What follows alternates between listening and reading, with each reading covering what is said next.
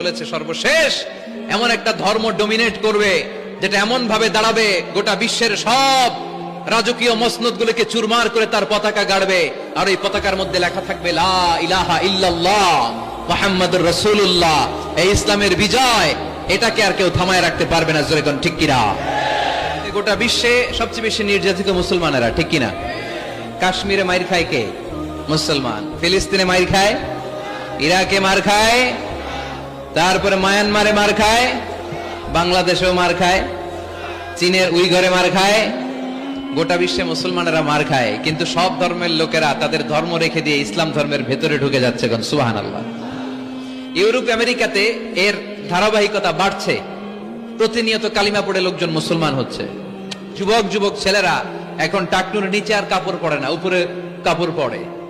তারা দাঁড়িয়ে দাঁড়িয়ে দাড়ি রাখা, টাকনুর উপরে কাপড়, ছোট্ট কোরআনের কপি নিয়ে আর গেঞ্জি পরে দাঁড়ায়। গেঞ্জির পেছনে লেখা থাকে মোহাম্মদ, MUHAMMAD। কি হয়? মোহাম্মদ। তাদের পিছনে, সবার গেঞ্জির পিছনে মোহাম্মদ দেখে খ্রিস্টানদের এই নাম মুখস্থ হয়ে গেছে।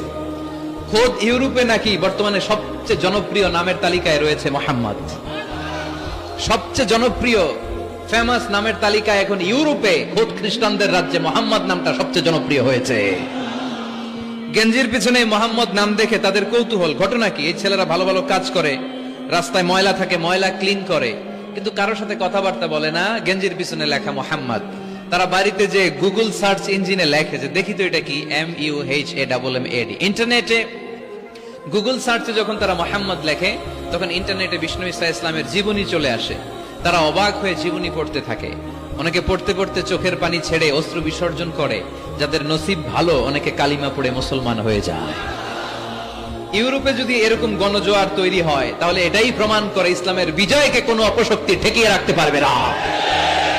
আপনার মনকে বুঝাতে হবে যে আল্লাহ আমার সাথে আছে। মনকে তুমি বুঝিয়ে বলো আল্লাহ আছে আমার সাথে। এই বাক্যটা মুখস্থ করা যাবে? মনকে তুমি বুঝিয়ে বলো আল্লাহ আছেন আমার সাথে। আপনার পুরো জীবনের সব কাজের সাথে যদি এই বাক্যটাকে মিলিয়ে ফেলতে পারেন, দেখবেন যে কোনো কিছুই আপনার ক্ষতি করতে পারতেছে না। এটাকে বলে গড সেন্ট্রিক মাইন্ডসেট।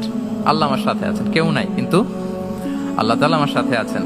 এবং গড সেন্ট্রিক মাইন্ডসেটের সবচেয়ে বড় সুবিধা হচ্ছে আপনার মনে কখনো হতাশা কাজ করবে না, হতাশা বাঁধবে না, কারণ আপনার সাথে এক মহাশক্তি